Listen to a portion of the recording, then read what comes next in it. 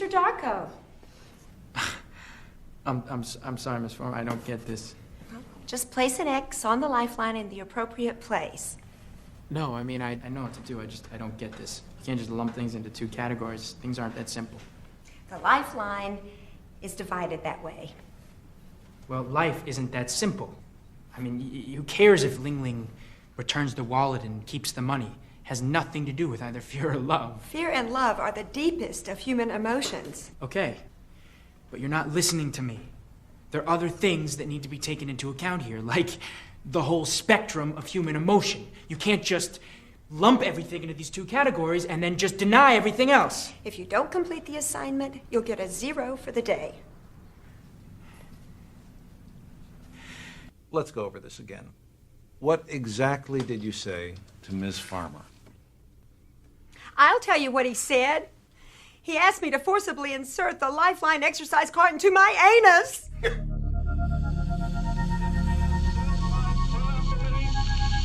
That the only thing we have to fear is fear itself. No. Be afraid. Be very afraid. There's nothing to fear except God. Whatever that means to you. Do I look like someone who cares what God thinks? I will fear no evil, for thou art with me. Why do I say this? Because we got Holy Ghost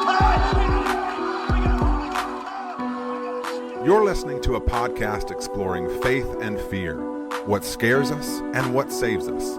This is the fear of God.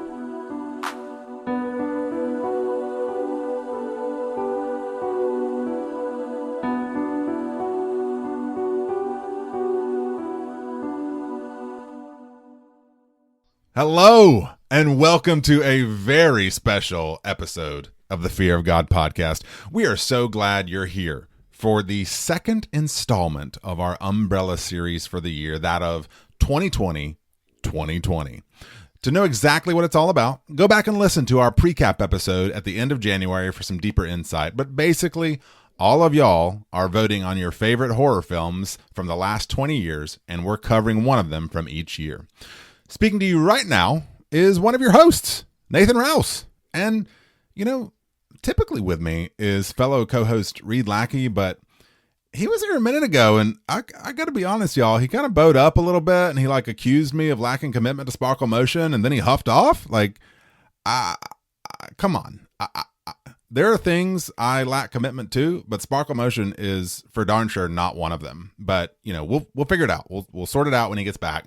In the meantime, while he is off pouting somewhere, I have the distinct privilege of welcoming a longtime listener, first-time caller, our oft-referenced Foggin continuity guru. Oh, and by the way, chief of staff for our sure-to-be-elected administration, Steve Beckley. Steve, welcome to the show, man. Hello. Finally. Hello. You're here. It's great welcome. to be here. Hello. Yes. Thank you. This is going to be a good time, a good episode. I am so glad you're here, Steve. I know you know this, but here at the Fear of God, we explore the holy and the horrific at the intersection of faith and fear, dissecting what scares us in order to find what saves us. Listeners, if that sounds like something you'd enjoy, come find us on Twitter, on Instagram, join the Facebook group for some lively discussions around horror and genre-themed media, books, and film, some of which you can find Steve's curatorial work in the letterbox.com Fear of God. I just love the word curatorial. That took a little work to say.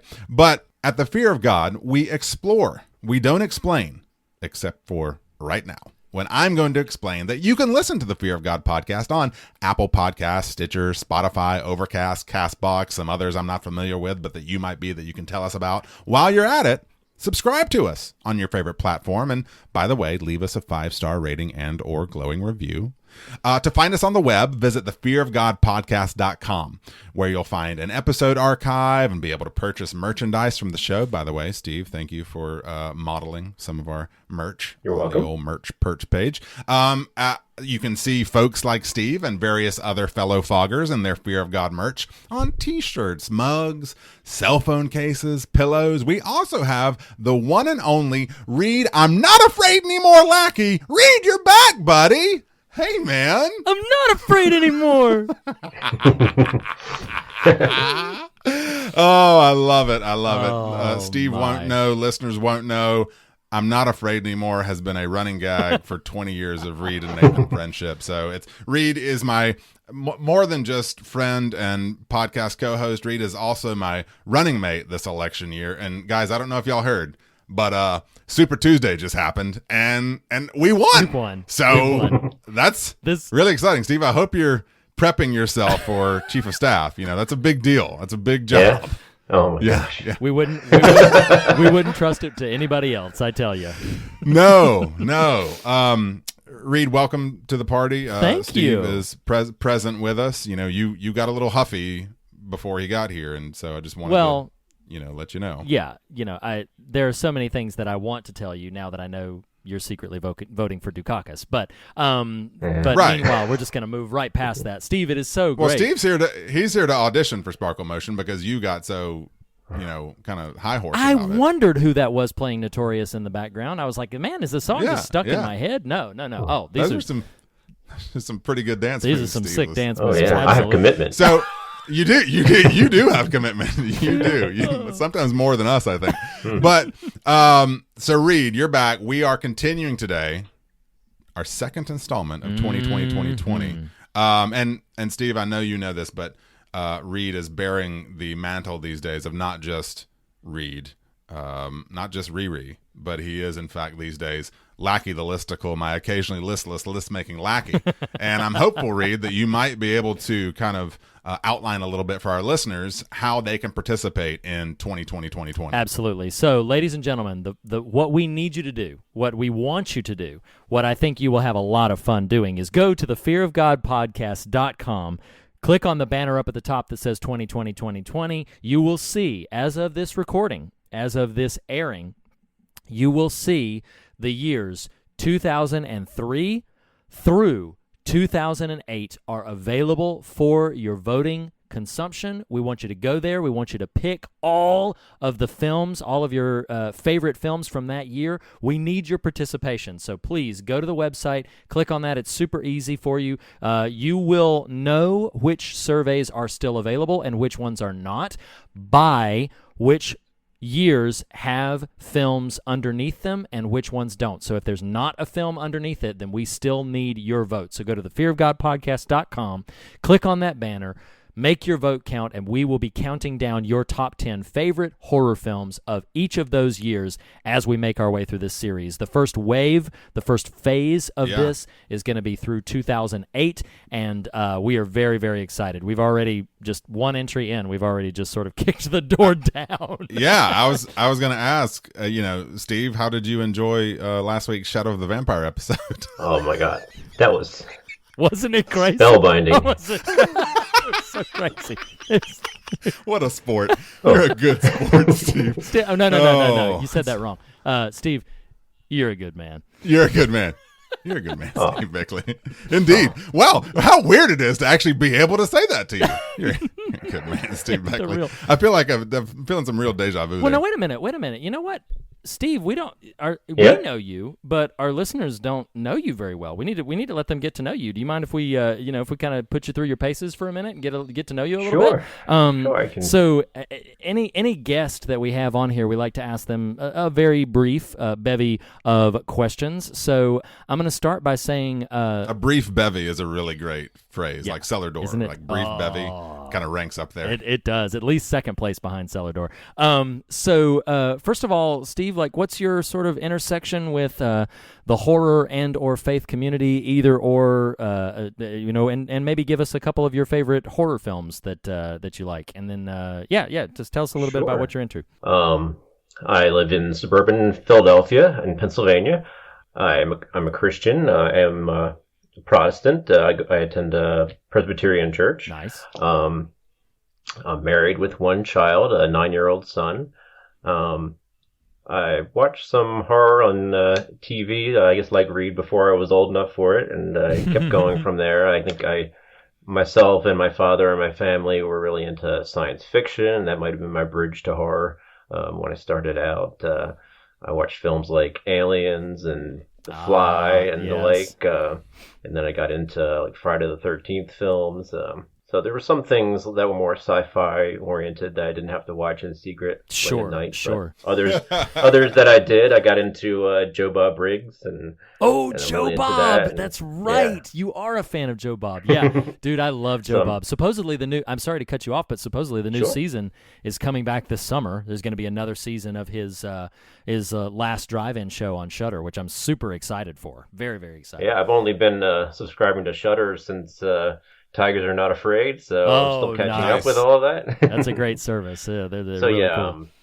I was into Friday the 13th, even Friday the 13th, the series. Do you remember that? Oh my gosh. Yeah. What's so crazy about Friday the 13th, the series that listeners may or may not know, if you never watched that show, had nothing to do with Jason. It was the premise was it was like this sort of novelty shop, like a shop of all these curiosities, and then they would bleed off in these little anthology stories. But some of them were really creepy. Like they were almost more like the X-Files, you know? It was.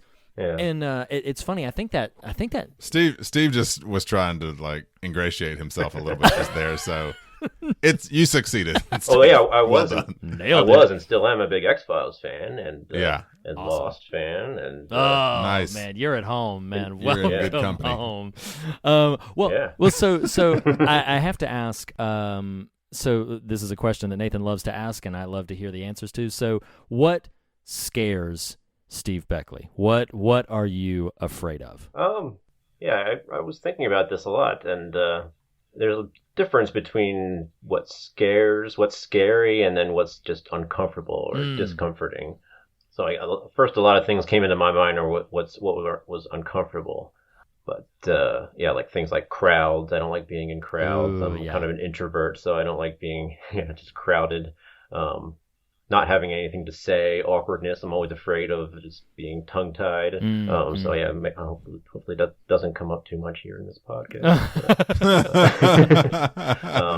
Stay focused. A fear of being watched, or a fear of being lost. Oh, okay, yeah. Speaking of lost, so that's why I prepare a lot before I go out on a trip or a excursion. I always look at the maps and study everything. But then when it comes to like things I'm really scared of, I was thinking, big animals. Okay, yeah. Bears or snakes, poisonous things, dangerous animals, big jumpy dogs or horses. Okay, things, gotcha. And not when you're at a zoo or when it's behind a fence, but when you're up close to them. Yeah, when you encounter them in the wild, as it were. Yeah, understand. Like, do you remember the movie like Grizzly Man or oh my gosh, yeah. Oh my or gosh. there was even a more recent horror movie, I think it's called Backcountry. It was about you saw Backcountry, dude? A bear that was stalking people. And Backcountry had one of the most. I mean, I saw The Revenant as well, and Backcountry had one of the most gruesome bear maulings that I have ever seen in a film. It was brutal. Oh my gosh! I love how you qualified that with. There's also another bear mauling movie. You know, it's a very narrow genre, but it does have a few more. And and make no mistake, Steve and I have ranked them. We have got them. We have got them in our lists. I'm sure. So I must say, Steve, hearing how many things you are afraid of, and you are quite at home here at the Fear of God. But I would say on the exercise lifeline, you are pretty far over to the left. The Steve Beckley X is pretty far over to the left in the fear camp on the exercise lifeline between fear and love. But maybe we'll bring you out of that a little bit. We'll encourage you a little bit. Maybe I'm more. I don't know. Maybe I'm actually more towards the middle. It's just maybe you're just because I was being asked, I was listing a lot of things. Oh, that makes sense. Okay, I'll take that answer. As Steve would say, I'm not afraid anymore. Speaking of lists, Reed, how you feel about queuing up the old best of 2001? Because I don't know if you're keeping score at home, but that's where we're at. The top. This was a whopping 19 years ago. Oh my gosh. I don't like. Yeah. I really don't like that. That's real. I feel like this series is going to feel better as we move forward in it. We are going to count down right now for you. The wait is over. Your top 10 favorite horror films of 2001. Steve, as our guest, I'm going to invite you to kick us off with number 10. Let us know what that is. And then, Nathan, if you want to pick up with number 9, and we'll rotate out that way through the list. So go ahead and kick us off, Steve. Number 10 is David Lynch's Mulholland Drive. That is Nice. Well, and what's interesting about that is I don't remember. I remember seeing it, and I can remember some pretty distinct things about it, but I don't think I ever classified it as a horror film. I mean, it definitely is when you look it up online and see sort of the classifications it falls under, but I don't remember it as such. Yeah, I think I would agree with you there. Nathan, have you ever seen it? It's just a weird movie. I have not. It is such a weird movie, as so many of David Lynch's films are. It is a really bizarre film. The main thing I remember about it is that killer acting audition scene that Naomi Watts did, where she like subverts all of the things that every other actor in contention for the role is doing, and she delivers this just spellbinding sort of making all of the opposite choices in a really captivating way. And that's my main memory of taking away from Mulholland Drive. It's a great scene. Next up on the list, that of number 9 is From Hell, directed by the Hughes brothers. Now, this is Johnny Depp. Is that right? Yes. No, you are not. Johnny Depp and old Ian Holm, old Bilbo Baggins, is in it as well. I don't think I've seen. I've only, of this list, just scanning it now for almost the first time, I've seen the top 3, and I think that's it. Oh, wow. Okay. So, all right. Yeah. This movie here, From Hell, is the only one on the list that I haven't seen. Oh, that's right. That's right. Yeah, you've seen most of this list. So I guess that means, Nathan, as we're, Steve, what Nathan doesn't know is I really came up with the concept of 2020 because I was so sick to death of him seeing top 10 lists before I did. So, you will not win on any of these lists, Mr. Nathan Rouse. I'll just let you know.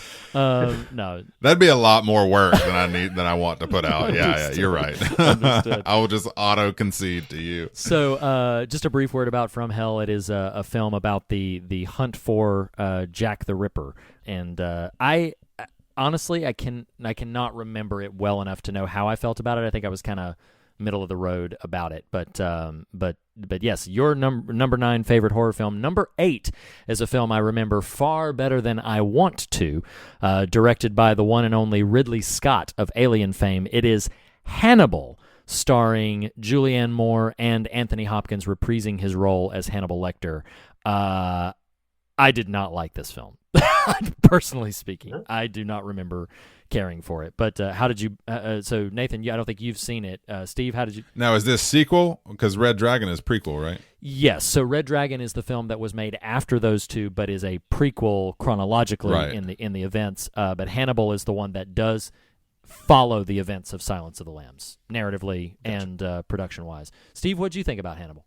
I remember really liking Hannibal, but I haven't rewatched it again in a long, long time.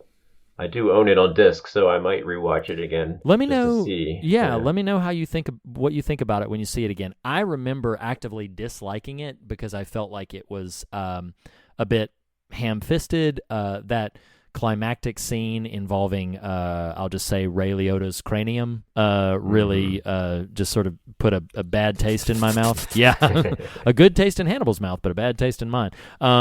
So yeah, if you revisit it, let me know what you think of it. All right, number 7, Steve, what you got? Sure. Number 7 is In the Fog canon. No, this one's not in the Fog canon. This is Jason X. Yeah. I was mistaking it with another one. Yes. It's not Freddy versus Jason. It's Jason X. That's right. Yeah. That's right. So listen, you're a fan of the Friday the 13th series, so you have to tell me, how do you feel about Jason X? Yeah, I saw this one once. It was a number of years ago now, but it's kind of a so bad it's good kind of movie. It absolutely is. Yes. Yes. And does a lot of callbacks to previous films in the series. My favorite. But there's some very fun kills in it though. Oh, there's great. There's the one where he nitro freezes the person and then smashes them. Freezes the person's face and then shatters. Yes. One of my favorite things in it though is when they try to distract Jason with the hologram sequence, and they're like, no, we're gonna go back to the 80s, and these two women are just standing there and looked at him and said, let's do drugs and have premarital sex. It's pretty silly and pretty campy. That's a great part. You know what, Nathan, you just Why don't you go ahead and take us into number 6 while you're so chatty there? Okay. All right. So number 6 on the list is Session 9. Number 6 is Session 9, directed by Brad Anderson. This is the sequel to Sessions 1 through 8. Yes. Far less culminated known. in a really, yeah. Well, but remarkably stood out amongst the pack. I mean, like it's hard once you get to a 9th in a franchise to really make it count. And they did it. Yeah. Brad did it. He pulled it off. Yeah, good for him. So I've seen this. This is a film that is a bit of an indie horror film darling. Like, lots of people love pointing this movie out to folks who have not heard of it or seen it. And I will admit that I am somewhat in that camp. I don't champion the film the way I've heard some people do, but it frequently winds up on those lists of like, hey, some of the best horror films you've never heard of that you need to seek out and watch. And I remember really, really liking it. It's a sort of a low budget kind of a chamber piece about some people clearing some asbestos from a warehouse, and then crazy psychedelic things are afoot. Steve, you've seen this one. How did you like it? I saw this once. Yeah, I remember it was very affecting, very spooky when each of those workers goes off into different rooms and hallways, and they're all by themselves. I was thinking whether that is one of my fears, if I'm afraid of being alone in a big place, but I don't think that really affects me. Okay. I don't know. I think maybe that's also because introvert, and I don't mind being by myself. So I just feel comforted by. Now that said, if you're alone in a big place with a bear, then that's just hitting all the quadrants. Now we have a problem. Thank you. All right, Reed, I want you to say number 5, but it is occurring to me I have seen number 5, so I'm at 4 on this list. Oh, okay, gotcha. Yeah, because we actually covered it, so it would be difficult for you to have had the discussion you had about it without us covering it. So I have not, in fact, ever talked about a film on the show that I've not, at least in some measure, seen, even if I may have dozed through a portion of it. I'm looking at you, mummy. That is true. So this may have been the one that Steve earlier thought was in Fear of God canon, which it is. Number 5, directed by the one and only Guillermo del Toro, is The Devil's Backbone, which we did have a full episode about when we covered Del Toro. You just get a little tickle doing that. It was I'm like, we're so clever. Yes, that's what we are. Yes. So The Devil's Backbone, directed by Guillermo del Toro.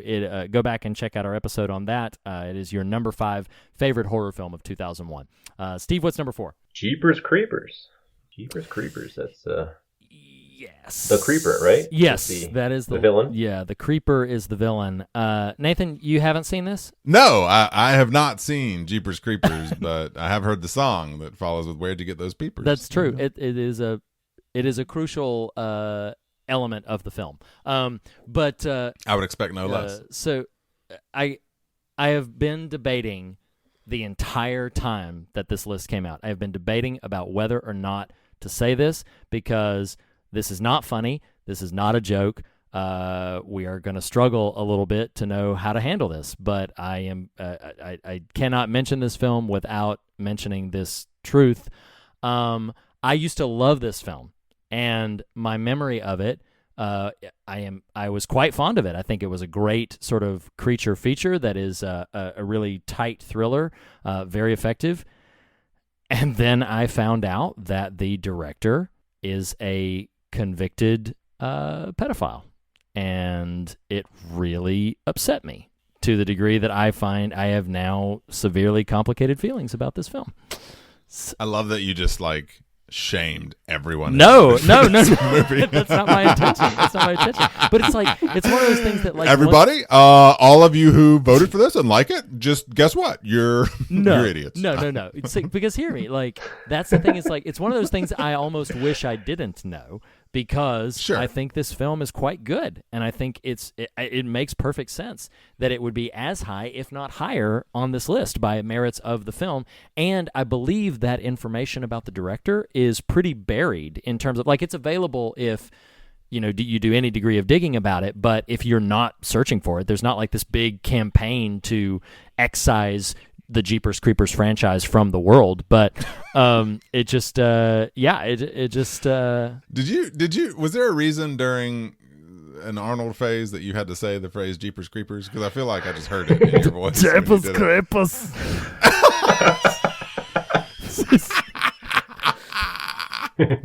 Wow. All Reed, right. Have you seen the sequels? I saw The Jeepers Creepers sequels. before The creature feature Jeepers Creepers. Yeah, before any of that prior knowledge, I have seen the second one. I actually saw the second one in the theater because of how much I enjoyed the first one.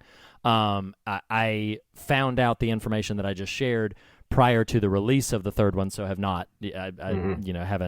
Haven't seen that one yet, but I have seen the first two, and Jeepers Creepers is a fun movie. It's a great creature feature. It's got some really effective scares.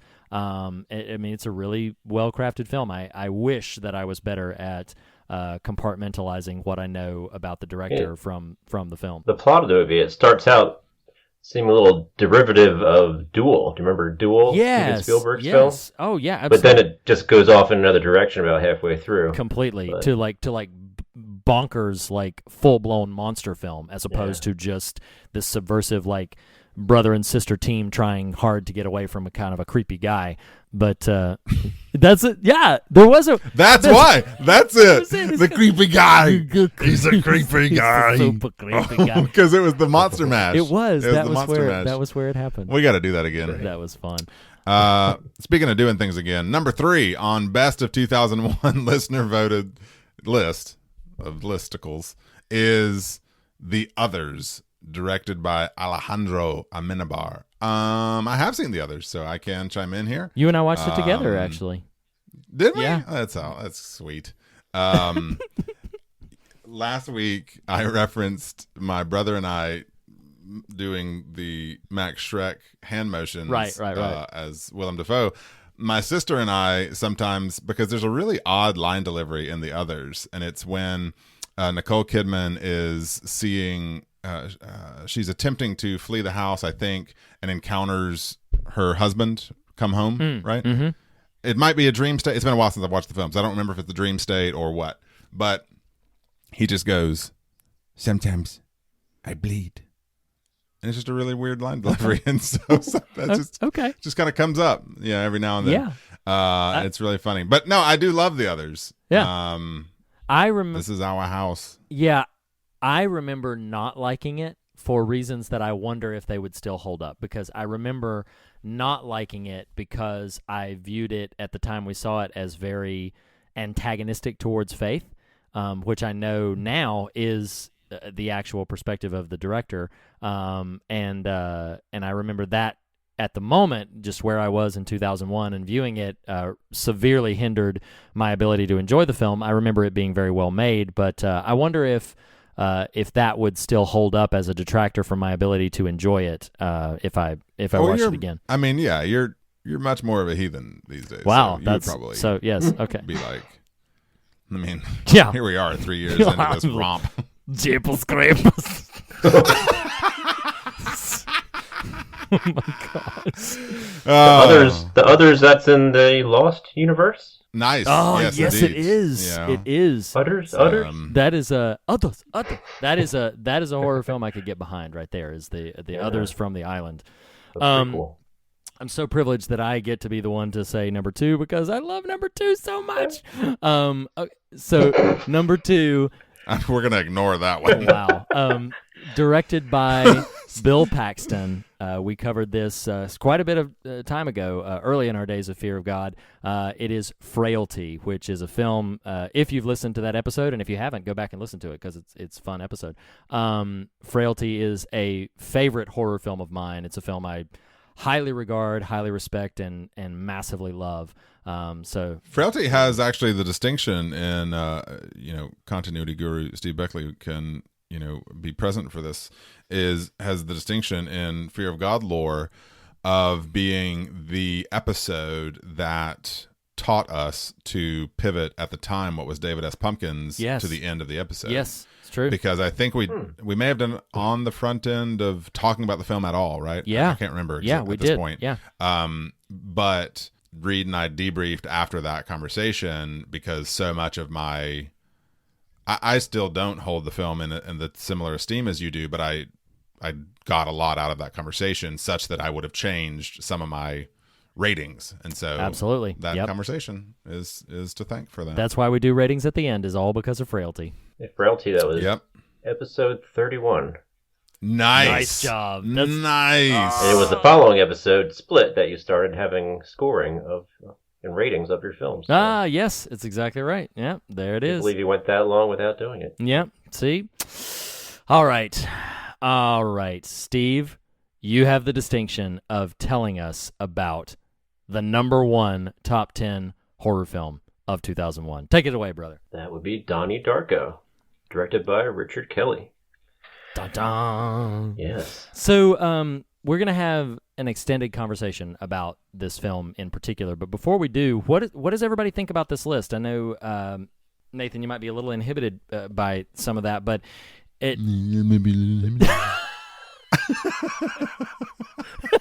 But I'll take my microphone and go home. I'm not afraid anymore.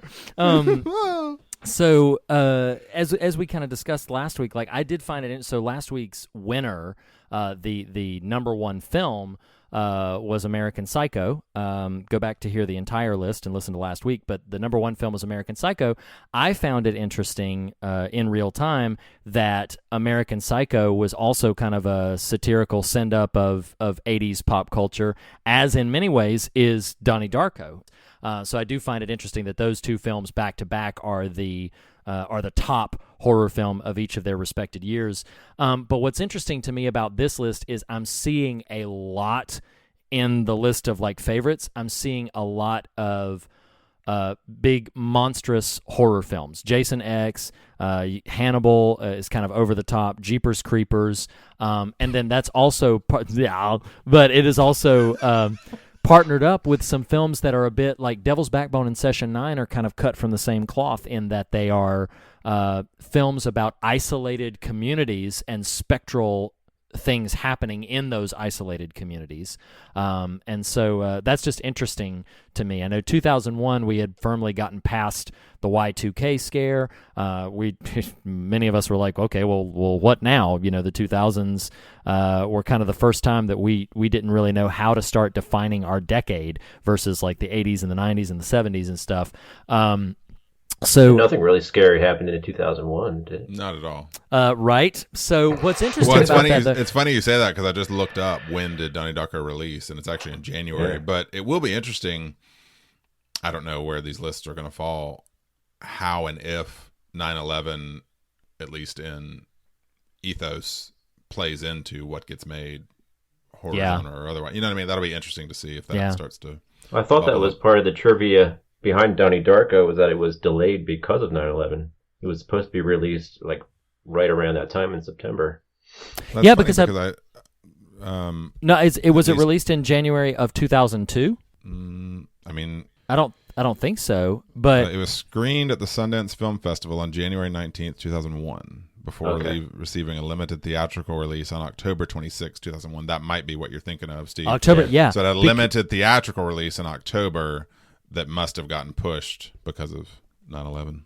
It did, and because, as you know, anybody who's seen the film will know, is because a pivotal plot point involves a plane crash, and so much of the imagery of the marketing had a plane crashing as its central image, and so they had to pull it following 9/11. And the trivial bit that I read said that they believed that hurt the ultimate box office for the film, because people didn't want to go see a movie because of 9/11, but just having to pull the marketing left it with very little additional advertising. So not a lot of people even knew where to go see it or that it was out as a result.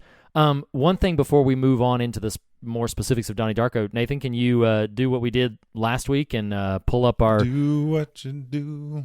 You did last week. I didn't quite ask for the song, but you do Why don't you Do what you do. This I like that you just said you do you, and last week you're like, you do you, boo, like quoting Jesus. It's just it's gonna be the new thing. Okay, that's a so great moment. So yes, last week, to keep things lively and popping, in the real time, and I haven't looked at this list. I'm looking at the tab because I went to it, but then drifted away before it popped up. So we wanted to look at what were the top 5 grossing films at the box office in 2001. Now this is worldwide box office at Box Office Mojo. This is a fun list. All right, so number 5. Wow. Number 5 is Ocean's 11. Good okay. flick. Cool. Came in at 450 million worldwide. Number 4 on the list of worldwide box office for 2001, not to be confused with the person who played Count Orlok in Nosferatu, it is Shrek. The first Shrek film grossed 484 million plus. Number 3 in Fog Canon, Monsters Inc. Very nice. From Very Funny or nice. Die last fall. 528,770,000. Interestingly, the top 2 began some pretty substantial franchises here. Number 2 on 2001 worldwide box office is The Lord of the Rings, The Fellowship of the Ring. Oh, wow. And interestingly, this is going to be interesting to chart as we go through these. Last week's episode, Mission Impossible 2 was the top grosser of 2000 and capped out at like 500.5 million. Lord of the Rings, which is the number 2 film of 2001, grossed 880 million. Wow. It's a substantial jump. Yes, absolutely. And the number 1, similar spirit of Lord of the Rings, is Harry Potter and the Sorcerer's Stone, which came in at just under $1 billion with $974 million. Oh my gosh! So what will be interesting to see is I now wonder, as the Harry Potters and the Lord of the Rings, like, are we going to start seeing those franchises continue to dominate the box office, which would be understandable. Sure. But that's really fascinating. So there's a Tolkien as in the effort to kind of pivot us into Donnie Darko more directly and specifically into trivial bits. So it is a moment in the film when Drew Barrymore's character introduces the idea that cellar door was the most beautiful phrase in all the English language, as quoted by, she said, a famous linguist. The famous linguist she is referring to, and why she doesn't directly quote it, I don't know, was in fact J.R.R. Tolkien, who had said that cellar door is the most beautiful phrase in all of the English language, which I found very interesting. Sure. Yeah. I've got some other bits of trivia here, but Nathan, I know you're prone to do research these days. Do you have any particular trivial bits? Steve, you as well? Do you have anything you collected along the way in your reading? Yes. So one that is just fun and indicative of so much. I have a group of coworkers here who think Mark Wahlberg hung the moon and is kind of God's gift to the acting profession. So, of other actors who were at least interested in or under consideration for the character Donnie Darko, Vince Vaughn reportedly turned down the part of Donnie due to his age. Jason Schwartzman was strongly considered, but dropped out due to scheduling. But the greatest is Mark Wahlberg. And like, this is so representative. I actually like Mark Wahlberg, the person. He's fine, whatever, as an actor. But it says Mark Wahlberg was interested in the part, but apparently was only willing to play the part with a lisp. Because that, ladies and gentlemen, is acting.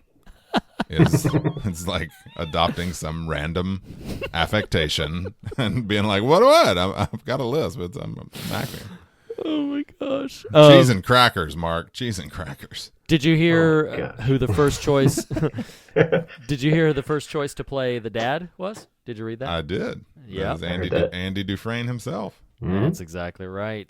That's exactly right. That would have worked. Yeah. I would have loved to see him in this role. I love the actor who does play. I was going to say, the he's dad. great. Like the actor. I'm going to be heaping a ton of praise on both the mother and the father, Holmes Osborne and Mary McDonnell.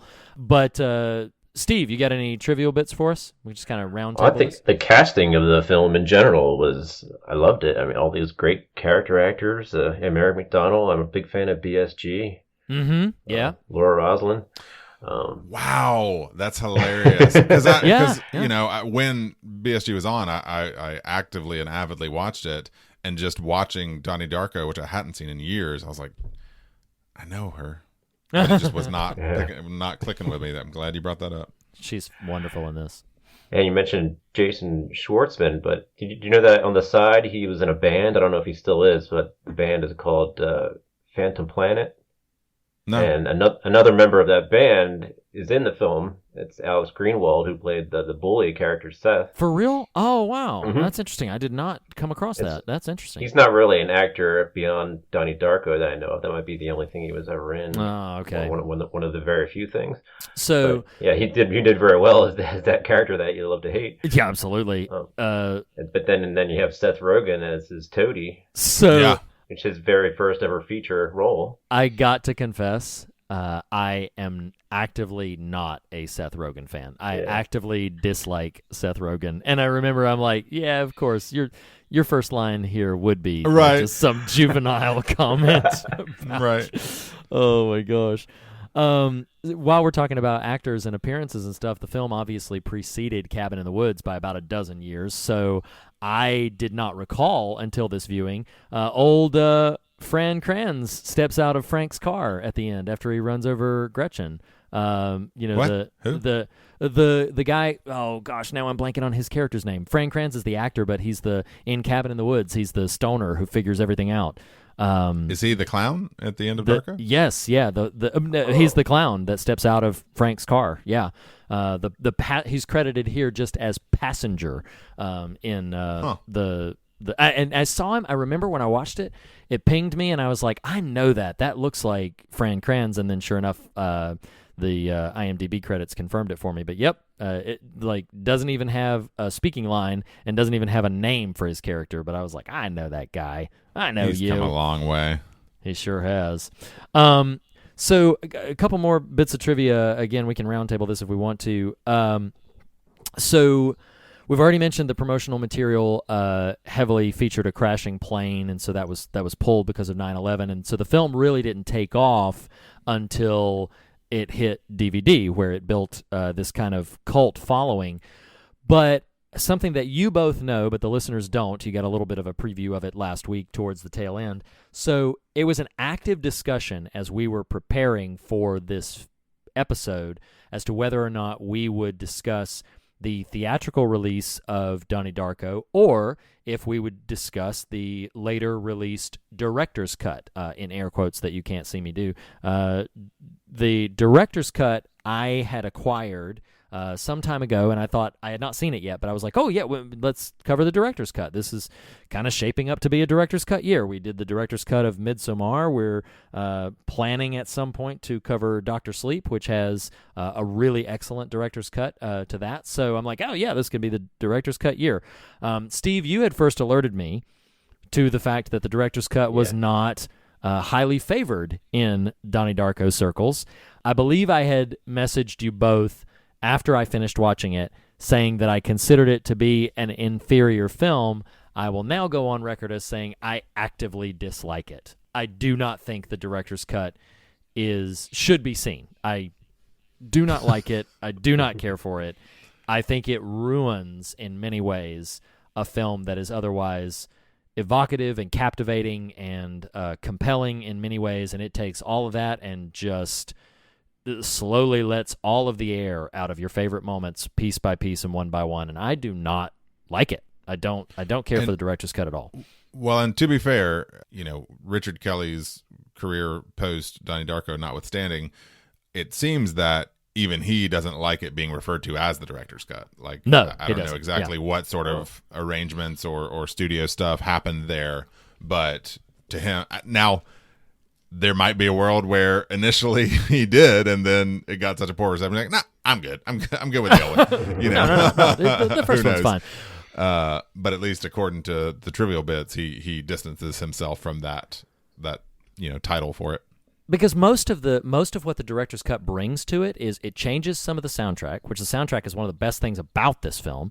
It changes some of the soundtrack. It extends most of the scenes. But Steve, something you and I were chatting about a little bit is the worst offense of the director's cut is it throws off the pacing. It's 20 minutes longer, but the extended length is not the problem. The problem is the timing and the pacing of the major narrative beats is all off. It is completely out of sync in a way that makes an otherwise very compelling and propulsive narrative feel really plotting and really just dreadfully slow in ways that would just baffled me. It is. I don't think people should watch the quote-unquote director's cut, but it is an interesting observational exercise in the power of editing and how profoundly trimming scenes down can dramatically impact the overall feel and sensibility of a film, because it's not great.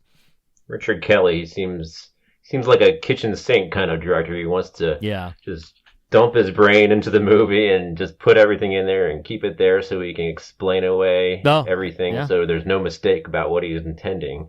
But then for this film, which was his first feature, the production company must have been like, okay, we'd like to get you an editor, because we see what your vision could be, so let's sort of tailor it to what makes sense. And it's kind of sad because, like, I think you're spot on there, Steve. And it's kind of sad because, like, he made 2 films after this. He made Southland Tales, which I saw and thought was bananas, and then he made a film called The Box, based on a short story that I absolutely love, and he made the weirdest possible movie you can make out of a very simple and direct premise, and then he has not made another film in 11 years.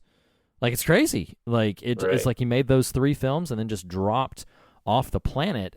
He's still kind of kicking around, but maybe I was gonna say maybe he fell into a portal. You know, like it's just. Ooh. You know what? I mean, I don't know. And he's like, "What's in the box?" You know, what's in the box? And that's all I got. And just that's I looked back at what I scored my star rating for Southland Tales. I gave it a half star out of 5. Whoa, you were generous. I do not. I don't like even that remember film. much about it because it was so all over the place. Yeah, I do not like that film. Both Southland Tales and The Box. I just did not. I did not get. I did not. Well, but y'all are sort of identifying, and this may bridge into the actual content of the film. Like, sometimes these. This phrase is not what I was going with this, but it makes me think of in pop music, kind of the one-hit wonder idea, which isn't to diminish the work, but it is to say what's interesting about something like Donnie Darko, especially cast against, or the theatrical cut of Donnie Darko, especially cast against Kelly's career in general, but sometimes you just have this perfect confluence of, creative energy, creative team, performers. Right. I mean, I didn't look to know exactly what all Gyllenhaal had done before this, but this is when his career starts gaining some steam. Yes. And he is fantastic in this role. He's amazing in this. And he's surrounded by other competent performers. And maybe a problem with the quote unquote director's version, or at least a longer version, is you start to overthink what you're watching, whereas the more compact version, you're just kind of like, oh wow, because what impressed me about rewatching this edition, the theatrical edition, is unless there's a flabbier version out there, it feels pretty tightly wound. It feels pretty intentional and pretty. I personally remember being in California with Reed watching this movie for the first time and kind of being as probably most people are at in their early 20-somethings who end up watching this film or a film like it. Your just mind gets kind of blown at the story possibilities of what can exist in these films sometimes. So who knows, is Richard Kelly talented or not, but ultimately I do think at least this cut of it kind of exists in that state of, okay, just all the pieces meshed except for the marketing and the timing. But Sure, in terms right, of the right, film product, all the pieces mesh to create something pretty special. Yeah. Oh, I don't disagree. And I think it's, even with a cult status, it is a bona fide, like, people still talk about this movie. And it landed at number 1 for favorite horror films of this year amongst, some more heavy-hitting filmmakers and perhaps more notable franchises. This still ranks above the top. Steve, I'm going to pivot to you. Why don't we kick off with our general likes, dislikes segment. Mention a couple of things you enjoy about this film. Well, again, I love the cast. Jake Gyllenhaal was amazing in this movie. Mm-hmm. Opposite Patrick Swayze. Yeah, Patrick Swayze. Opposite his real life sister, Maggie Gyllenhaal. Oh yeah.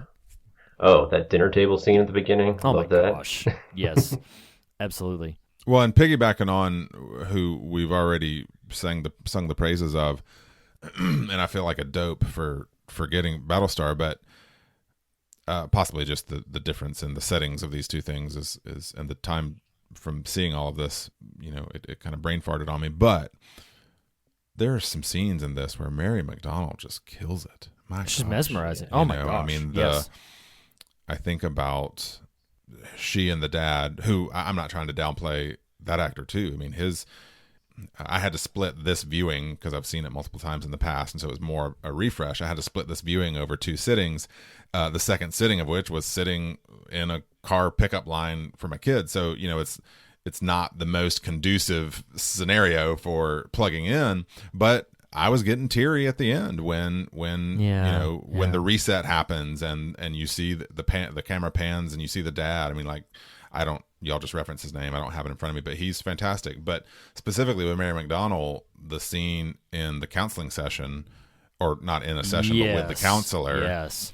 She is so burdened, and some of this will echo back in themes as well, but she is so burdened and delivers that subtextually so well. Yes. Whatever. I think what I wrote down, but I don't know that I'm 100% right here, is the line, "Whatever will bring him some relief."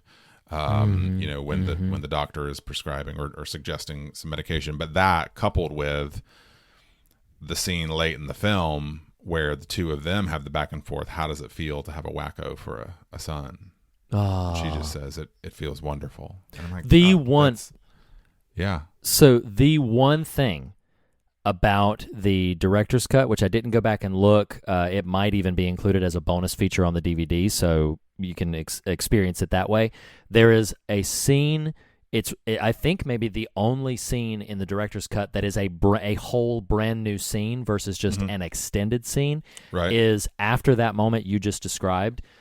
She is taking the Sparkle Motion to go and perform on Star Search. He and his sister have a goodbye to them in the morning, and he hugs her, and they have a really sweet and very lovely moment when he hugs her and says goodbye to her. And it feels, me knowing what transpires after that, it feels more weighty that I know they will never see each other again, or at least not in that context. And there's a hint that maybe Donnie is already attuned to that truth in their goodbye. And it's a really wonderful scene. And like I said, it is literally the only thing about the director's cut that I enjoyed, was getting to see that scene in the context and rhythm of the film. That's the only thing, if I could take something away from the director's cut, is that individual little minute and a half scene. Well, and I think the strength, though, and Steve, you made a great point, like, editors matter. And being able to suggest things, and this theatrical cut feels so direct, like a tube of spectral material emanating directly from the film itself and straight through it. But I think so much is accomplished in the line and the delivery of the line. It feels wonderful. Like, So to your point, Reed, like, that sounds like a lovely scene and probably is an execution, but so much is done with that moment. No, absolutely. That's all the way on the love end of the line, right? Indeed. Yes. That is the definition of. Reed, what's a couple of specific kind of likes for you? Or So dislikes? the main thing for me, really all of my dislikes revolve around my experience of watching the director's cut. But pivoting to the theatrical cut of the film, we have not mentioned her yet, but I absolutely adore the actor Beth Grant, who plays Miss Farmer. Sometimes I doubt your commitment to sparkle motion. She is a character. She is a character actor that shows up from time to time in TV shows, frequently in either a 2-line or non-speaking roles. She has very few roles, prominent roles outside of this. This is like her best opportunity to really have a lot of screen time, a really vital character to the narrative, and what she can kind of bring to things. And she is outstanding in this. She's a really outstanding performer. I love all of the different ways in which she makes Miss Farmer both fully realized and believable and somehow constantly ingratiating. Like you are always mad at her, which is something that is actually a little bit difficult to pull off. And then in moments that would otherwise just be too absurd and somebody would play it like too much, one of my favorite moments is when the timing here is so perfect, but they're like, what exactly did he say? And she said, I'll tell you what he said. He asked me to forcibly insert the lifeline exercise card into my anus. It is one of the, like she is, again, I'm singing the praises of Beth Grant. She is a fantastic performer, too rarely, in my opinion, given the opportunity to really shine the way that she does here. And I think she's really great in this. The kind of last on my list of major specific likes, my favorite scene in the film, one of, if not my very favorite scene in the film, is the assembly where Patrick Swayze's character, which we haven't really heavily sung the praises of Patrick Swayze, but he's outstanding in this film. When Patrick Swayze's character is giving the assembly and Donnie kind of calls him out for the sham and psychobabble, I do want to mention, I know I'm beating up on the director's cut, but I do want to mention one of the things that was most obvious to me. If you'll recall in the theatrical cut, there's a very deliberate and quick clipped kind of thing. The girl asks a question like, what if I think, my sister's eating too much or whatever? Right. And then it immediately cuts to like the next kid. It's like, people pick on me. Like, how do I keep people from picking on me? And then it immediately cuts after that to the kids. What do I want to be when I grow up? And Cunningham's like, oh, that's a tough one. Guys, in the director's cut, every character is shown coming to the microphone and coming to the stage. Every character is shown. Like, Cunningham calls them up to the stage. It watches them walk up. The next one comes up to the microphone. I mean, like, talk about taking a scene that crackles and just letting all the air out of it. But in the theatrical cut, it's my favorite scene in the film when Donnie, like, he's like, that's some of the worst advice I've ever heard, and starts like rattling off all of the things that the students should be doing. So yeah, again, it's one of my favorite scenes in the movie, but don't watch the director's cut. I think it's been said that Donnie Darko is like a movie that just made like a whole generation of young people interested in independent film. Yes, absolutely, yeah. And that might have been true for me, too, because this was around the time that I just went from a person who likes movies to I would call myself a cinephile soon after that, where I was actively looking for great films to see all the movies on a list of great films. But I was aware of I know you took style off of your metric for when you went from David S. Pumpkins to the Fog Meter, but it's a very stylistic movie. It is absolutely. The editing and the cinematography. I looked up who was the cinematographer for Donnie Darko. Oh, yeah. And he has done a lot of films. It's a person with a long filmography. I think his name is Steven Poster. Okay. That's me on the poster. But he did Rocky V, among other things. Oh, wow. Okay. And do you ever hear of the movie The Boy Who Could Fly? Yeah. Oh, yeah. I saw him as the cinematographer for that, too. That kind of makes sense. Interesting. Yeah.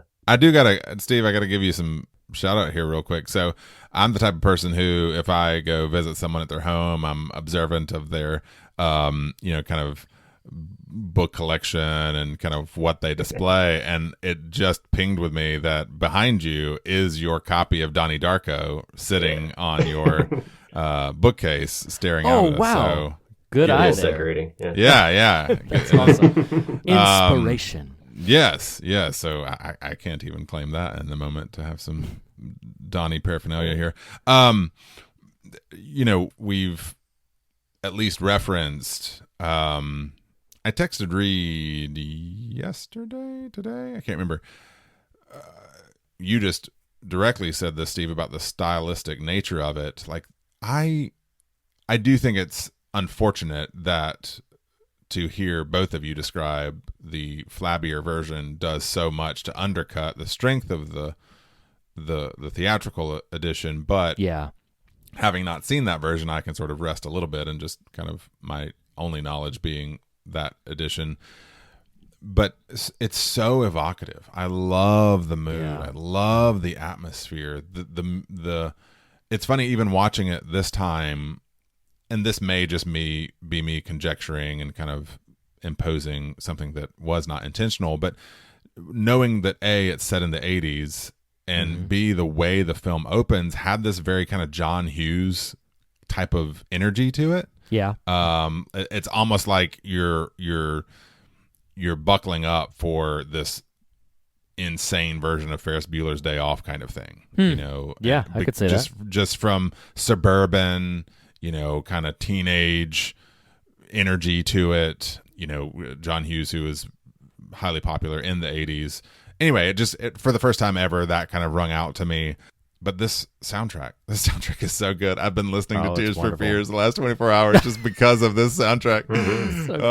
It's so good. Head over heels, man. I love it. So that's one of the first things I think of when I think of Donnie Darko is that the first song, is the Echo and the Bunnymen. Yeah, the Killing Moon. Oh, the Bunnymen. Yeah. Well, that's very deliberate. The Killing Moon. Yeah. Yeah. It was very deliberate that that band was chosen. I don't know about for that song, but that Echo and the Bunnymen were on the soundtrack. It's not just the songs, but the score of the movie. That's Yes. Michael Andrews. Mm-hmm.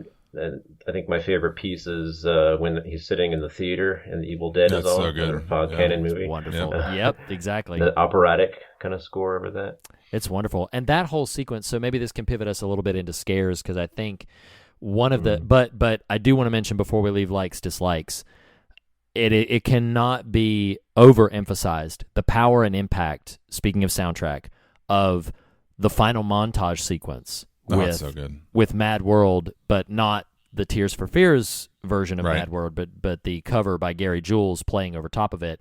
This is a bold statement. The film evokes a lot and does a lot of good things along the way. I would venture to say that the reason it is so powerfully resonant to so many people is because of how impactful those final 5 minutes are. I mean, it is just absolutely mesmerizing, captivating. It is haunting. It is powerful in some of the things that you see the characters doing. So yeah, I absolutely love the final few of this minute, but of this movie. So, but pivoting a little bit into scares, you mentioned, Steve, that scene where they're watching Evil Dead. Frank, as a character, for me on my list, Frank's creature design, Yes. his presence, everything about him is some of the most frightening imagery of any film I've ever seen. It is still, almost 20 years on, incredibly affecting. Frank is a masterful creation. This bunny, this distorted, twisted, skull-faced bunny, and particularly in that scene where then he pulls off the mask and he's a person, but the person has clearly had his eye shot out. Just everything about Frank is really quite alarming and frightening to great effect. Yeah. I think I thought it was scarier before he took the mask off, but yeah. No, absolutely. Before you know what he even is underneath, it's all a mystery. Yep. Exactly. But yeah, I think Frank himself and the lighting and the score behind him. Whenever you see him, that's one of the scariest things in the movie, if there's anything scary in the movie. Well, I love. I mean, yes, I will agree that Frank is indelibly attached to. I mean, he's on the cover of every iteration of each edition. This goes. It's likes and scares at the same time. One of the brilliant performance moments, I think, in the film is this now legendary dialogue back and forth of, why are you wearing that stupid bunny suit? Why are you wearing that stupid man suit? But specifically, so this is in the film, in the theater, is Gyllenhaal's face falls. Did y'all catch this? Like in the scene when, because Donnie doesn't look at Frank, right? He's looking at the movie screen and he just says, why are you wearing that stupid bunny suit? And he's got this big, dumb, teenagery grin on his face, like being ironic and pokey. And then when Frank responds with, why are you wearing that stupid man suit? And his face just kind of falls from it. It's just this great kind of creepy. I mean, so much. Like I wrote down the first audible wake up from Frank. Like it's so good. I mean, there's so many really effective. Again, if you permit yourself to kind of re-enter your brain of 20 years ago and kind of engage afresh with the material, like the moments where Donnie is pressing on the barrier in the kitchen, the you know, bubbly I think it's the barrier, kitchen or the closet or whatever. You know that. I always thought of it as the bathroom, but it doesn't. Oh yeah, you might be right. You might be right. Yeah, you're right. In the bathroom, and Frank says, "I can do anything I want, and so can you." Yeah. Well, did anybody else have any scares before, any additional, well, scares, I guess, that don't involve Frank or that, that aren't correlative to that, before we kind of dance into some deeper waters and, let the portal take us where it will? Forgetting where it literally had been at least a decade since I'd seen it. And while I knew the general beats, I had not remembered at least the abrupt and jarring sound cue when the first time the jet engine falls into the house and you don't know what's happened. I jumped. I was not remembering or prepared for when Maggie Gyllenhaal is leaning against the door and that jarring raucous noise, kind of echoes through the room. It's pretty alarming. Yeah. Oh, absolutely. All the books jump off the shelf. Yeah. That's a great sequence. Like all of that, like the chandelier sort of like begins jumping up and down, and you do not know what has happened. It's fantastic. That would be me. That sounds like it would probably be Nathan too. There, just jumping out of your chair after falling asleep. Yep, and initiating yourself into poop club. Like that is indeed a moment. Oh my gosh, absolutely. That was hilarious. The scene where he's watching the presidential debate. He's like, "Tell him, George." Caucus, SOB. Well, the film just dives right in. If not the very first line, a very early line is Maggie Gyllenhaal like, I'm voting for Dukakis. And it's great because like this film, so I don't have a really cohesive thematic idea. In fact, Steve, in a moment, I'm going to invite you to kind of share with us what you had on your mind for that. But as we mentioned in the top 10 list and teased it last week as well, the film is definitely an indictment of particular 80s sensibilities, which I find fascinating given that now we're in a glut of 80s nostalgia to where so many of these same things are kind of being praised. But some of the things that I wrote down that the film at least appears to be indicting are things like Reagan-era politics, a hyper sense of opulence, just with like that scene where he says a disrespectful thing to his teacher and then his mom just buys him a bunch of stuff. His mom and dad just buys him a bunch of stuff to his bedroom. A bunch of obviously self-help gurus, anxiety driving sort of an ultra-conservative mindset, judgmental liberal psychobabble, and then most of all like very binary and reductive kind of group think patterns in people. There's just so many different things that I feel like came to prominence during the 80s that this film appears on the surface to be directly opposing, or at least presenting some hypocritical undertones to the effects of those things. And I found that very, very interesting. I don't have a big thesis statement about any of that, except just to say I find it very interesting the way this film engages some of those ideas. You mentioned that it reminded you of John Hughes kind of settings. Was that because it was sort of an upper middle class entirely white neighborhoods. I'm sure some of that was subconsciously ringing out to me, but just the, teenagers on bikes and the, kind of something about the first 3 minutes had a Ferris Bueller-y kind of energy to me in the moment. Or even Kevin from Home Alone. Yeah, sure. I mean, they live in a big house with pillars out in front, and if you have pillars on your house, it always means you're doing well. Sure. And then the school in the movie is it's like a parochial school, right? It seems like it's like an evangelical school. Yeah, aren't they all in uniforms? Am I making that up? No, they're all in uniforms. Well, and it's funny too because I feel like there are more scenes that take place in and around that school than in most other films, even about school. Like I feel like there are more scenes revolving around the school as a place and as a central nexus for everything that's going on, far more so than films that even take place at high school. Most of the time, even high school related films, most of the action takes place after class, and the class is just transitory. But a lot of things happen at the school, and a lot of things are taking place at the school, which again is I find very interesting. Am I the only one? This is not thematic at all, but am I the only one who thought that was one really weird bulldog statue at that school? Oh yeah. Yeah, strange. That's a really weird design on that statue. Like, I don't remember ever hearing if they built that for the movie or if they found that somewhere. I don't know. Strange if they found that somewhere. Seriously, I mean, mine and Nathan's mutual alma mater, the mascot is a bulldog, and no. The mascot is a running bulldog, not to be confused with a running bulldog. Running bulldog. That's the college mascot? Yes, our college mascot. Yeah, it's running. Anyway, yes. Yes, that's totally what they were going for, Reed.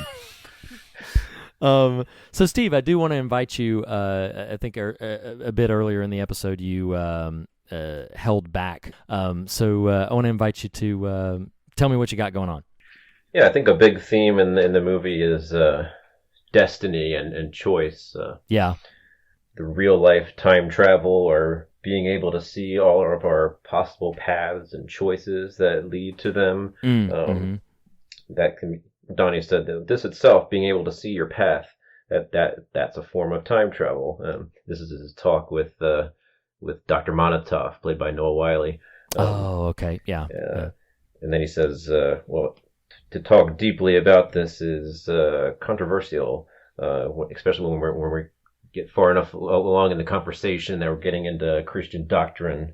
Well, I say, well, so what? Let's talk about it anyway. But Donnie talking about that with his teacher. The teacher says, I can't. I'm gonna have to stop the conversation. Right. I could lose my job. Yep. And it also came into play when Donnie stood up in front of the assembly, and he's talking back to Patrick Swayze, Jim Cunningham, the guru. Yeah. So what are you trying to sell? More copies of your book? So I got to tell you, this is doing a terrible job. I don't remember the exact quote. The worst advice I've ever heard. Yeah. Worst advice. Yeah. I believe you're the Antichrist. Yeah. Well, he's giving advice to the kids where they can be more proactive about their own decisions, not having to just rely on this fear love line. And I don't know where exactly Jim Cunningham might have been trying to lead them, but they weren't. He wasn't trying to. He wasn't going where Donnie was going, giving them good, solid advice on how they can take the initiative and lead themselves into a better place. And I don't remember if I heard it from you guys or if it was a different podcast I was listening to. It's probably us. If it was good, it was probably us. Somebody said, God helps those who help themselves. That's not actually in the Bible anywhere. Right. It's not. No. Yeah. But it doesn't mean it's not good advice, right? That's it's and what's interesting though is, so what I found really fascinating about that whole assembly scene, and I love where you're going with this, about this idea of things that are predetermined, things that are planned ahead versus our own integral choice and the power of our own choice. And the advice that Jim Cunningham, Patrick Swayze's character, is giving to them is all so abstract that it's not in any way practically applicable. It's not. It's like there's that one scene where the mom, Donnie Darko's mom, is standing talking to presumably another community mom, and they're seeing a house, and then suddenly she just bursts out with, "So I realized that for so much of my life I've been living in fear." Or I forget her exact line, but it is such abstract psychobabble. And I love also when Donnie kind of calls that out on the lifeline. Like something that I've brought up several times on the show has become a very important element of my conversations in general is the ways in which we have a tendency to reduce things into binary pass, fail, yes, no, black, white. Like it is either this or it is this other thing. And I love, as a product of that, the scene where Beth Grant's character is trying to get them to place an X on the lifeline, which is what we keep joking about. Are you on the fear spectrum or are you on the love spectrum? And Donnie says, like, this is denying the whole spectrum of human emotion. This is throwing everything away in favor of two admittedly opposite but very reductive ways to classify people and their choices. And I found that to be really compelling because it feels like so much of what Jim Cunningham is trying to do. And I get a little frustrated with the ways in which how do I frame this? Okay, let me say it this way. It is easy as believers. It's a very thin line between expressing a mystery and being far too abstract to be practically helpful. There's a very thin line between expressing something that is mysterious and we don't quite know how it works, but this is the way in which you can follow and it will move along this path, and what Jim Cunningham in the movie is doing, which is basically breaking, oh, well, clearly this is a bad thing, so it's rooted in fear. And how do we get rid of fear? And the way on that video where there's like, I saw my ego reflection, and now these words don't mean anything. Like they're just right. It is just a sequence of words that don't have cohesive thought behind them, and I feel like that is something that I say we as in believers can be so. I get frustrated sometimes. I'll say this and then I'll shut up and let both of you kind of respond or say what's on your heart and mind. I get frustrated sometimes when people speak in Christianese language and cannot have a real honest-to-God conversation about what those terms mean to them. That really frustrates me. I'm not going to begrudge somebody not knowing how something works or not knowing what something means even. I don't. That's not a problem, but I get really bothered when somebody just throws out language as a definitive sort of solution to a problem or as a definitive sort of guide or answer, and then you challenge them even one iota of, well, what do you mean when you say that? And they can't articulate it for you because they haven't done the homework to think about how it plays out in their life or what it means to them. And so that's just very frustrating to me. And I think that's part in that way I relate to Donnie Darko's character in that he is very fed up with all of that. I love it that, again, that assembly scene, he says, yeah, I'm really scared and I'm depressed. And he rattles off all the things that Jim accused him of. He said, yeah, I am really all of those things. And yet still calls out, but you're the effing Antichrist. So anyway, I just wasn't there 3 great sins that Jim Cunningham said that are your temptations? Yes. Drugs, premarital sex, and what was the other one? Was it smoking? Nathan, help me remember. What was it? I don't remember. I think it might be drinking, drugs, and premarital sex. I kept thinking what's the big deal?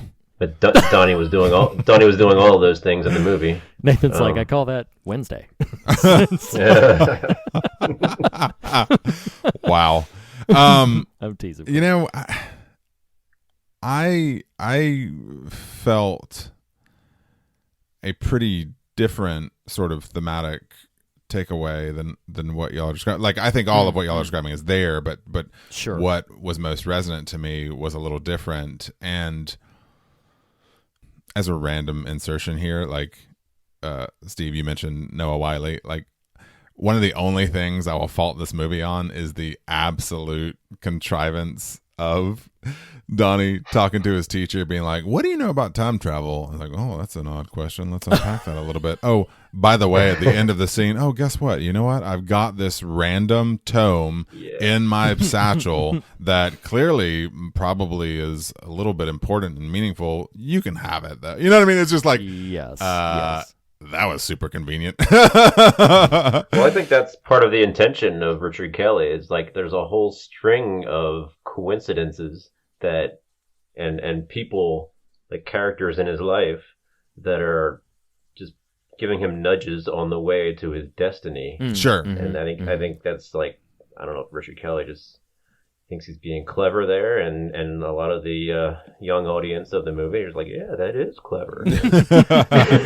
Well, I love this.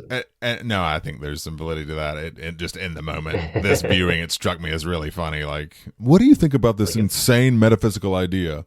Well, as a matter of fact, here's Stephen Hawking and here's Roberta Sparrow. Who?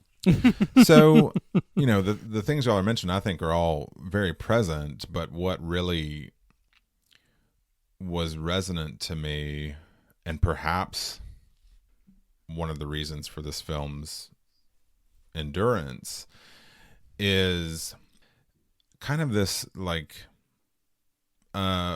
set in the sort of dynamic of teenagers and parents, yes, or teenagers and adults, but also too just kind of truthfulness and honesty. And what so much of Donnie rails against is what he would describe, or I think, kind of what he might articulate as just no one being truthful with him. Right. And that's one reason I think the scene where Mom says it feels wonderful is so powerful, because that is a truthful moment of, in that case, his mom acknowledging the challenge and burden that comes with the kind of things that make up who Donnie is, but that at the same time affirming and encouraging him in that, like, kind of in normal Hallmark movie parlance, I wouldn't trade it for the world type of idea. But, so what I was really kind of, one of you, I can't remember at this point, and maybe both of you were talking about how the film lays out these real direct dichotomies, love and fear and who we are in secret versus who we are kind of in public. And I even picked up on the medication versus pop psychology coping mechanisms, right? Like the counselor wants to medicate him. Cunningham wants to kind of save the world through abstract pop psychology. And none of these things achieve what they're after. And I think a lot, this is a couple, as I am prone to do, a couple of random insertions here, but I think a lot about our conversation on the show from the first chapter of It, the first film edition of that. Okay. And this, like, I think a lot about this in my day-to-day life of the ways we burden our youth to save us. Whether it's our literal children or the generations below us. And it's funny, maybe this was my own sort of hang-ups and whatever, but I listened recently to an interview with Mark Galley, I'm not exactly sure how to pronounce his name, but he was featured on Why Is This Happening podcast, and Mark is the writer, previously editor-in-chief, but wrote a rather blistering kind of editorial back in December of the administration, and it really, for Christianity Today, and it really, the point of me bringing this up isn't actually that, but in the interview with Chris Hayes on Why Is This Happening, Mark made some reference to how encouraged he is by kids today. And this active, again, how much of this is truthful, faithful Nathan inner life, and how much is just anger, maybe both. I don't know. But I got really angry. I was like, this has to stop. This, oh, look at the kids. They're really going to do great. They're going to make something of the world. And I'm so tired of what can feel embedded in that, of it is kind of tough for us as adults, and we're not really doing anything. We're all log jammed. We're all screwing it all up. But look at those teenagers. They're really going to make something of things. And so I feel that, like, I watched this movie this time and was like, man, the Donnies of the world right now with the internet and its dark corners are so ill-equipped to handle these elements that are happening in them. And what Donnie rails against in large part, and it's multifaceted, but one of the things I think he rails against is this lack of truthfulness, is this artifice. To me, Reed, it's less an indictment of sort of 80s whatever, as much as it's leaning on politics. It's leaning on the political environment. It's leaning on the adults of the world who are unwilling to look inwardly or below them and help up, and why Mom saying it's just wonderful is such a beautiful moment. And so, Donnie rails at all is not right in the world. Yeah. Right. And in one of his sessions, he articulates this fear of dying alone and aloneness in general. And I think a big takeaway for me from the film is this.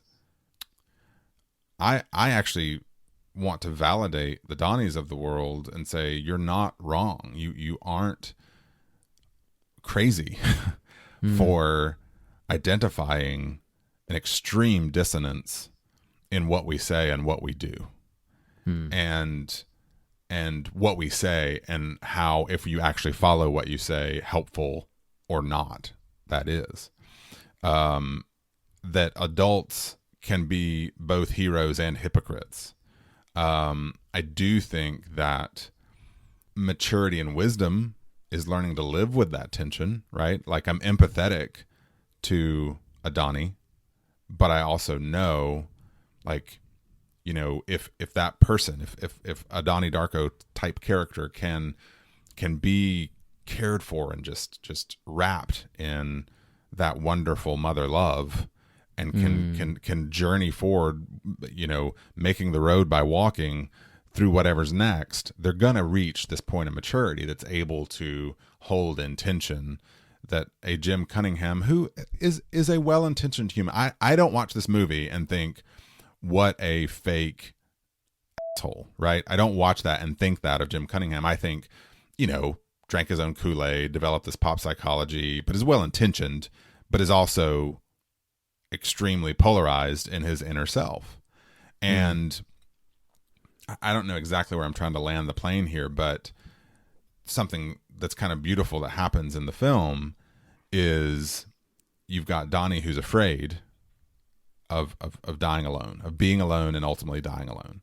And then how does the story end? He is the one who knits back the time stream in a real practical sense, but with the sentiment of no longer exactly being afraid of dying alone or being alone.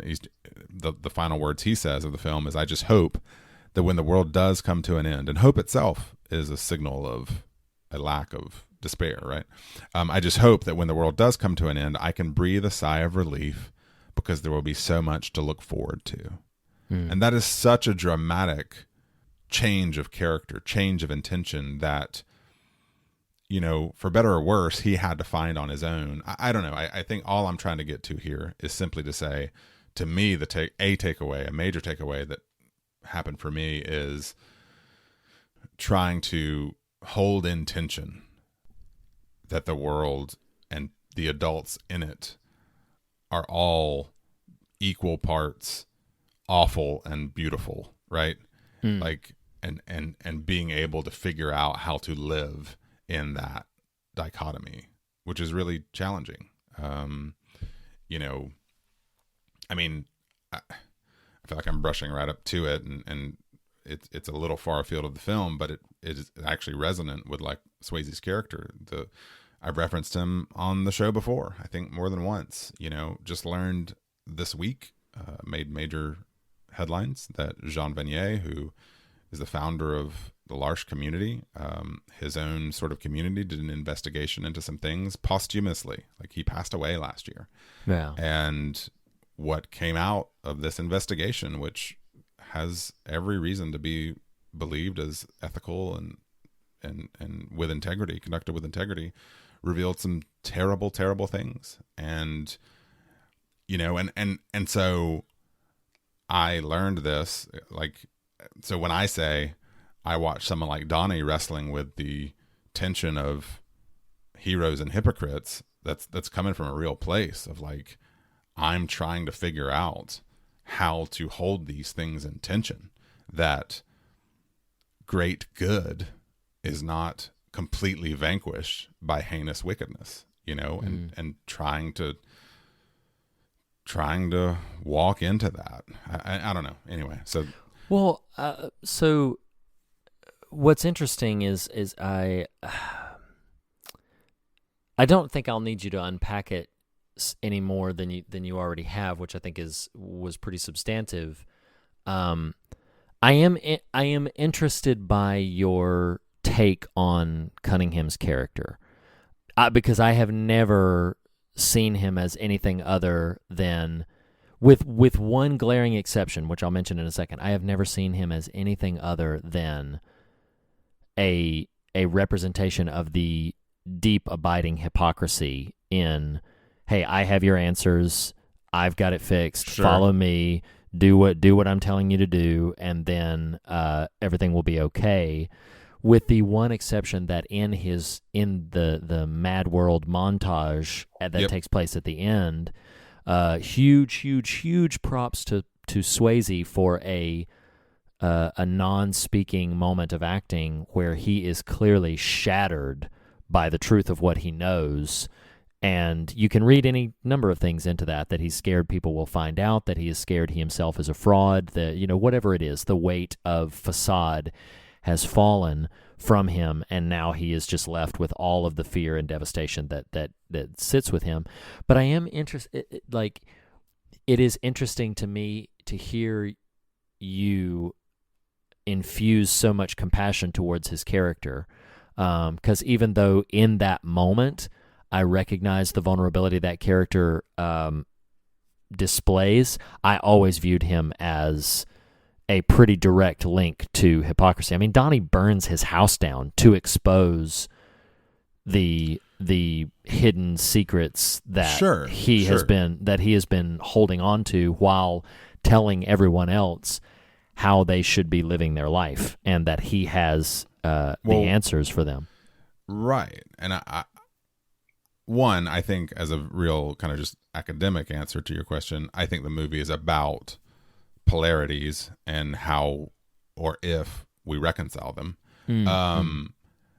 But also, yes, if the story of Cunningham was left at the image of him being taken in the cop car, then I think there's a lot of validity. And actually, I think your take is valid. I'm not even refuting that. I just think the point of Mad World in this film is, one, to bridge all of these people to one sentiment. But part of that sentiment is you are you in all your heinousness and all your helpfulness. Right. And I don't disagree that I think Cunningham is positioned as a charlatan, but I also think all I'm trying to do in making any sort of link to the real world here is simply to identify, does Cunningham have a den of terrible things? He does. To lesser degrees, of course. All of us have these warring polarities that, if people knew the depth of what we're capable of in our inner self, we experience deep and abiding and burdensome shame. Yes. And so I just think all I'm trying to articulate is simply, you know, it's the truthfulness that a Donnie, however abrasively he pursues it, is kind of after. And I think we'd all say that Donnie's actions, is there value in sort of the knowledge of exposing someone who's parading as one thing over another? Yes. Is he justified in that course of action to burn a man's house to the ground? I don't know. I don't know. Right. I guess all I'm saying is wrestling in the real with a person you valorize having the most demonic of hidden lives forces you to kind of wrestle with, I can't just abandon. It's too cynical to say, well, there's just no good here. And so you kind of have to sift through the ashes, literally, to figure that out. I don't know. I don't know if that's a helpful response to what you're asking. But No, I definitely think I will tell you in more blunt terms, and then we can maybe move on from that specific granularity. I agree wholeheartedly. You have in your unpacking convinced me about Jim Cunningham, the character, and reconciling the polarities within himself. That, like, I'll go back to something you said earlier, that he's not ill-intentioned. I think he as a character is not producing any good in the world with his pop psychology. That the actual product he's peddling is also seen by the film as, I hesitate to say worthless, but it is categorically unhelpful. But he himself as an individual is struggling to reconcile the public persona with the private demons that he's wrestling with. But I think also the film does not think very fondly of him in that it thinks so poorly of what he is saying and doing. So I think I would be, just to put my cards on the table, I think I would be a bit more on board with some of, sort of the potential redemption of Jim Cunningham as a character if the film was more affirming of his love-fear binary ideologies as they were. But I feel like the film is pretty antagonistic towards those presentations. Right, but I think that also in the spirit of that, though, this conversation was almost hurt by how good Swayze is in this role, because I think the film is just positioning different avenues of coping, right? It's pop psychology, it's perhaps religion, although the film doesn't discuss have as much to say about that, but it's pop psychology, it's politics, it's medicine, like all these things the movie name checks but also dispenses with as means of wholeness, right? Of means of producing good fruit in the world that isn't ultimately just truthfulness. Anyway, what do you think, Steven? What do you got boiling over there? I was thinking there aren't too many of the adult authority figures in the film that are shown in a very positive light. Maybe the only ones were the two younger teachers, Noah Wiley and Drew Barrymore. Yeah. Right. And then at certain times, Donnie's parents. Yes, I do think Donnie's parents slide through the film, even though there is occasional antagonism in what's going on. I think they are viewed by the film as authentic and as genuinely loving, as we've already discussed, loving towards Donnie and authentic in their intentions behind him. And I do think I think you're really onto something, Nathan, with the film being interested in the reconciling of polarities and the the bringing together of two potential opposites in a way that makes them somehow whole again. And time travel, as is viewed in the film, is this big loop back where it's all the different polarities of when Donnie leaves the bedroom and survives, therefore, and when Donnie does not leave the bedroom and a jet engine takes his life. He doesn't actually travel through time. He only sends the engine through time, right? I believe that it's difficult to understand what is happening in that final moment. I view, because they talk so much, he and Noah Wiley's character, about traveling through a portal and the fact that Donnie himself does not travel through a portal, I feel like there is. I agree. I feel like the jet engine itself is what travels. That is what goes.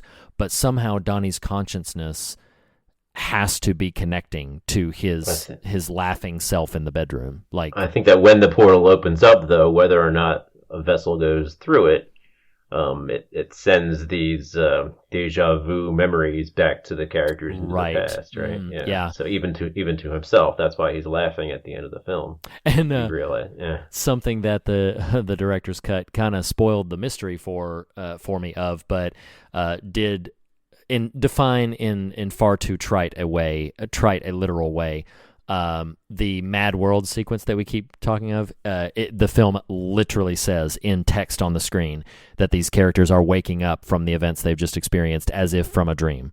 And so the characters says as if from a dream. Yes. So Mad World, what's happening to each of them as they wake up is basically they are reviewing in their minds the events of the film, but now they have awakened in the 28 days earlier version of themselves, feeling like they've just awakened from a dream. And so each of them... Show me, Richard. Don't tell me.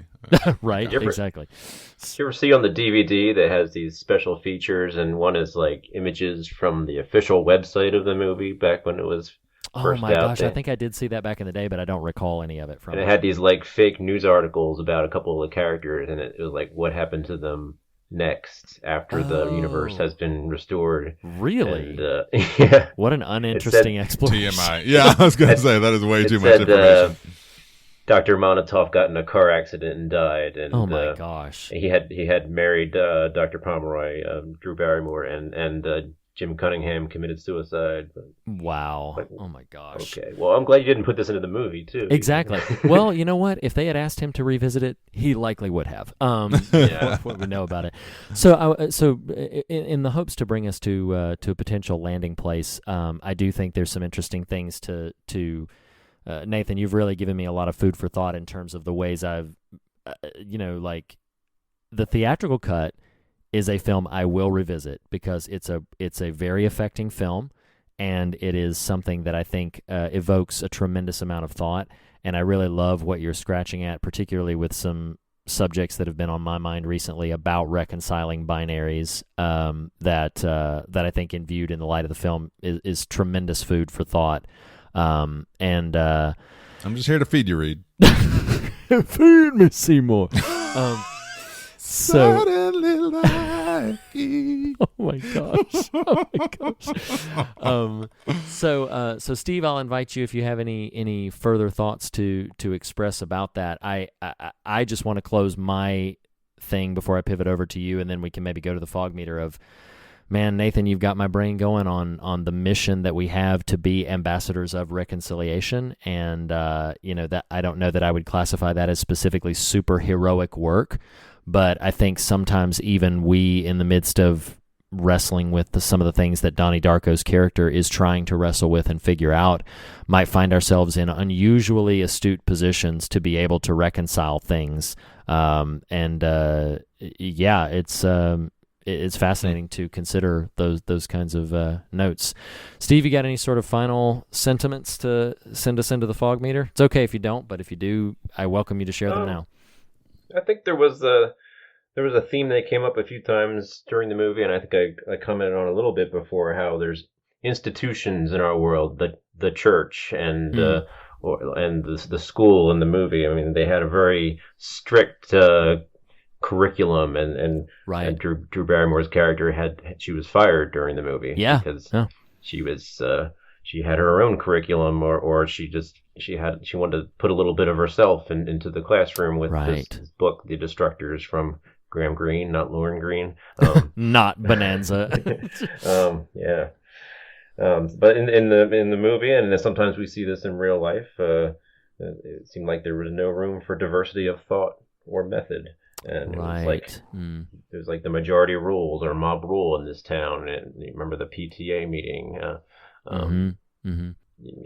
Donnie's mother spoke out, but she seemed like she was the only one sort of speaking out to authority when Kitty was shouting people down. Yeah. Can we be open to other methodologies and not be so quick to usher new opinions out the door, or is it all fear versus love? I think I've seen that there's Protestant denominations of the church these days, and there are congregations that split when members disagree on principles and philosophies and how they interpret scripture. I think while it's good that people are able to worship as they choose, and sometimes they might be happier after the split, but I think it's still sad that this has to happen, and it ends relationships between people who go on one side or the other of these splits. Yeah. Wouldn't it be nicer if we could just have a discussion and feel like we're free to talk about our different viewpoints, and then the discussion ends and we're still friends? Yeah. Well, again, it comes back to that reconciling opposites, like bringing two things together and mending what has been sort of ripped apart. And we definitely live in a moment, maybe have been for 20 years based on this film and when it came out, living in a moment of where it is very, very difficult. It is hard work to bridge the polarities to bring everything together in a way that is reconciliatory and is healing and wholesome. Well, I think that's a good place to end it, a good place to resolve it, and pivot us into the notorious fog meter, our very specific metric of fear and God. I'm going to unpack this very briefly for us, and then we'll invite our new guest to deliver his ratings into it. So fear, we measure these films on fear and God, their scares and their substance. I'm going to go first, and I'm going to rank the fear measurement on Donnie Darko. Man, I tell you, the film is evocative of some things and not completely nightmarish, but the frank imagery alone would be enough to garner at least 6 points. So for the ways in which that is used, I'm going to pivot all the way up from there to an 8. My fear measurement is an 8 for Donnie Darko. Wow. Frank is freaky. Look, Frank is a freaky character. Steve, what would you give it for fear? I agree that he's freaky, but I wouldn't say he's that scary. So I would give it a 4 out of 10. All right.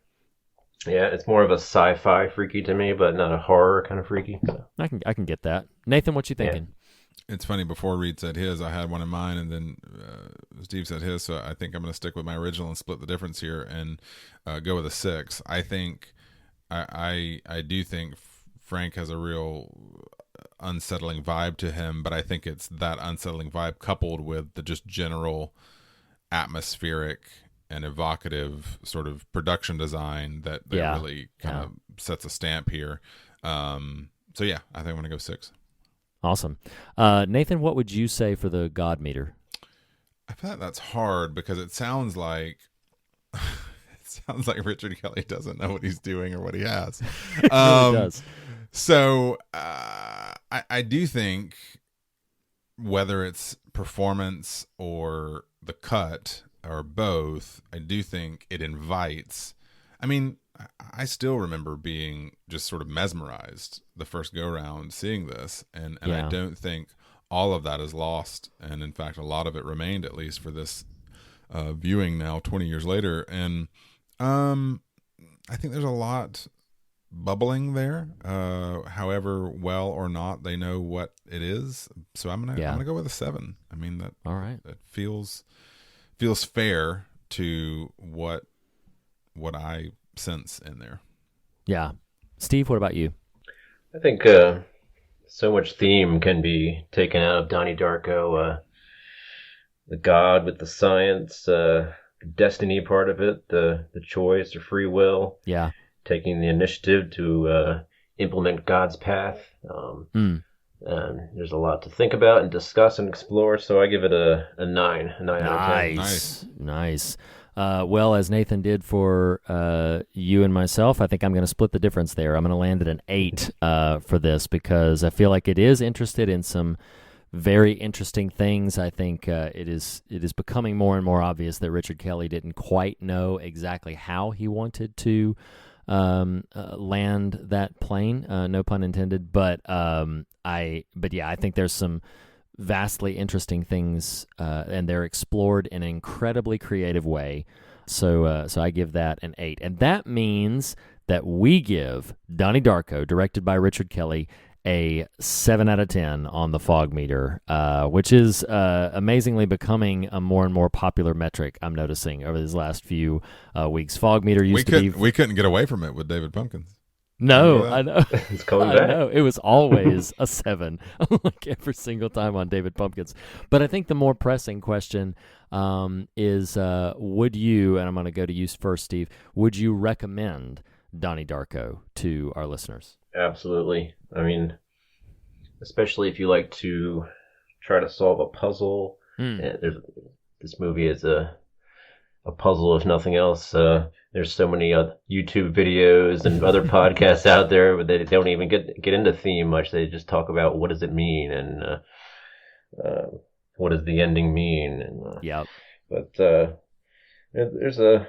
it's a jumping off point for both science and philosophy, plus the filmmaking style and craft. It's a crash course, like I said, and it's so rewatchable. I don't know how many times I've seen this movie over the years. Maybe over 20 times. But it's not perfect. But I would definitely recommend it to the Fog listeners. Awesome. What about for you, Nathan? Yeah, I mean, I have the blissful ignorance of not having partaken of the flabby cut, if we can call it that, and so just basing solely on the theatrical edition, I think it's a no-brainer. Easy recommend. Yeah, I am right there with you on the theatrical cut. The theatrical cut is an easy recommendation. I think it's a captivating and fascinating viewing experience. Cannot compel our listeners enough to stay away from the director's cut. Stay away from it. Don't bother. Do not, even out of curiosity, waste your extra 20 minutes of viewing time. Just watch the theatrical cut and enjoy this very evocative little film. So there's also a sequel that I've heard to stay away from too. Oh yeah, yes, I have heard Darko. S. Darko, and Samantha. sister? It's the same actress playing her too. Yes, she's the actress who played Samara in the Ring. Whoa, is she? Oh wow, I did not know that. Wow, that's interesting. Yeah, Davy Chase. Wow, that's crazy. Not in the sequels, unless it's the archive footage from the original. Wow. Yep. So, in fairness to Richard Kelly, he completely has disavowed the sequel and has affirmed several times that he had nothing to do with it. Which okay, but so we're gonna wind this down. Steve, we really, really appreciate you being here. Thank you for all that you do for the Fear of God community, even outside of the pod. And thanks for joining the conversation with us here next week, listeners. So, as of this launch, 2002 is closed, and next week we want you to prepare yourself. 7 days later, we will be having a conversation about Danny Boyle's film 28 Days Later. I'm so excited. So we are finally getting here. We've kind of tap danced around talking about this film in a number of contexts several times, so we are finally getting here. Next week, we are covering Danny Boyle's 28 Days Later. Seek it out and meet us back here next week, and we will be counting down your top 10 favorite horror films of 2002 with an extended conversation about that film. Steve, thank you so much again for joining us. Oh, it's a pleasure to have you. Thank you so much. Nathan, thank you as always for having this conversation with me. And listeners, as we say every single time, the fear of God is the beginning of wisdom, but not the end of the conversation. And in that spirit, we encourage you to fear nothing else and be on your way rejoicing. We'll see you next week, guys. See you guys. See ya. Bye.